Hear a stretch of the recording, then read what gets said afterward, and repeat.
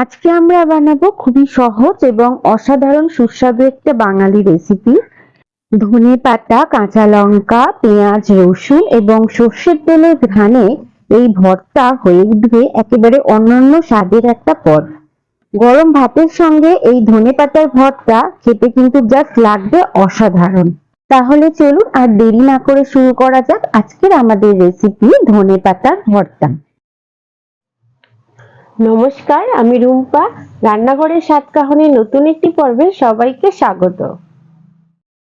ধনেপাতার ভর্তা তৈরি করার জন্য আমি এখানে 1 আটি পরিমাণের ধনেপাতা নিয়ে নিয়েছি আর তারপর খুব ভালো করে বেছে পরিষ্কার জল দিয়ে 2 থেকে 3 বার মতো ধুয়ে নিয়েছি। আর এই ভর্তা তৈরি করার জন্য ঘরোয়া কয়েকটি সাধারণ উপকরণ আমাদের দরকার। তার জন্য আমি নিয়ে নিয়েছি এখানে 2টো পেঁয়াজ। পেঁয়াজটাকে আমি ছোট ছোট করে কেটে নিয়েছি। 7-8 কোয়া রসুন, নিয়েছি 1/2 চামচ মতো হলুদ গুঁড়ো, 1 চামচ মতো চিনি, একটা শুকনো লঙ্কা, 1/2 চামচ মতো নিয়েছি কালো জিরে, আর নিয়েছি 4টি মতো কাঁচা লঙ্কা ও নিয়েছি অল্প কিছুটা পরিমাণে নুন। এখন এবার আমাদের রান্নাটা শুরু করার পালা। তার জন্য প্রথমে ওভেনে একটা কড়াই বসিয়ে নিয়েছি, তার মধ্যে আমি দিয়ে দিয়েছি 1/2 চামচ মতো কালো জিরে, 7-8 কোয়া রসুন, 2টো কাঁচা লঙ্কা আর দিয়ে দেব কুচিয়ে রাখা পেঁয়াজগুলোকে। তারপর আমি শুকনো খোলায় এটাকে একটু সময় ধরে ড্রাই রোস্ট করে নেব। অন্তত 2 মিনিট সময় ধরে আমি এটাকে একটু এদিক ওদিক করে নাড়িয়ে ড্রাই রোস্ট করে নিলাম। আর যখন দেখবো পেঁয়াজ এবং রসুনের রংটা একটু চেঞ্জ হয়ে গেছে, তখন আমরা একটা পাত্রের মধ্যে এগুলো ঢেলে নেব। এখন আমরা একটা মিক্সিং জার নিয়ে নিয়েছি, তার মধ্যে আমি ধুয়ে রাখা ধনেপাতা গুলোকে সমস্ত মিক্সিং জারের মধ্যে দিয়ে দিলাম। তারপর মিক্সিং জারের ঢাকনা বন্ধ করে আমি এটাকে একটুখানি মিহি পেস্ট বানিয়ে নেব। আর দেখুন, আমার ধনেপাতার একটা মিহি পেস্ট বানানো হয়ে গেছে, সেটাকে আমি একটা পাত্রের মধ্যে ঢেলে রাখলাম। আবার আমরা মিক্সিং জারটা পরিষ্কার করে নিয়ে পেঁয়াজ, রসুন, কাঁচা লঙ্কা এবং কালো জিরের যে ড্রাই রোস্ট করে রেখেছিলাম সেটাকে দিয়ে আবারও একটা মিহি পেস্ট বানিয়ে নেব। দেখুন, পেঁয়াজেরও একটা মিহি পেস্ট আমরা বানিয়ে নিয়েছি। এবার আমরা ওভেনে একটা কড়াই বসিয়ে নিয়েছি। কড়াইয়ের মধ্যে আমি দিয়ে দিয়েছি 3-4 চামচ মতো সর্ষের তেল।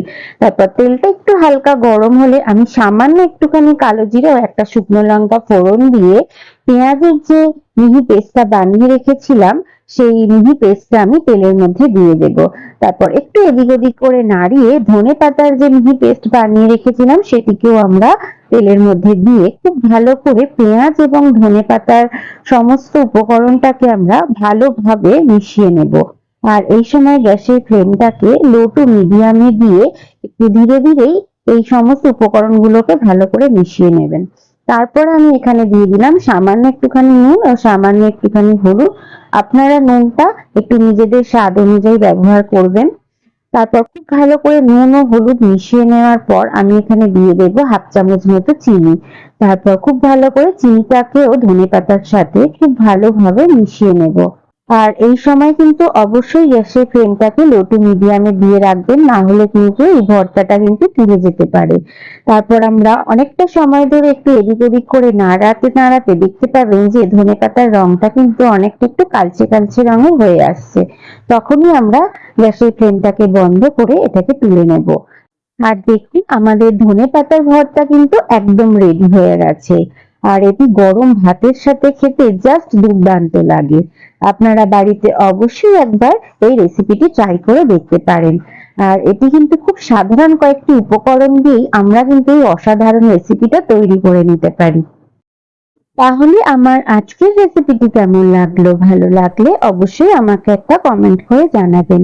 সেই সঙ্গে লাইক, শেয়ার এবং আমার চ্যানেলের নতুন বন্ধু হয়ে থাকলে সাবস্ক্রাইব করার অনুরোধ রইল এবং পাশে থাকা বেল আইকনটি প্রেস করেও অল নোটিফিকেশনটি অন করে দেবেন। তাহলে আমি যখনই কোনো নতুন ভিডিও আপলোড করব তার প্রথম নোটিফিকেশনটি আপনার কাছে পৌঁছে যাবে। সবাই খুব ভালো থাকবেন, সুস্থ থাকবেন এবং কাছের মানুষকেও ভালো রাখার চেষ্টা করবেন। আবার খুব তাড়াতাড়ি ফিরে আসছি নতুন কোনো রেসিপি নিয়ে। ততক্ষণের জন্য সঙ্গে থাকুন এবং সঙ্গে রাখুন রান্নাঘরের সাতকাহন।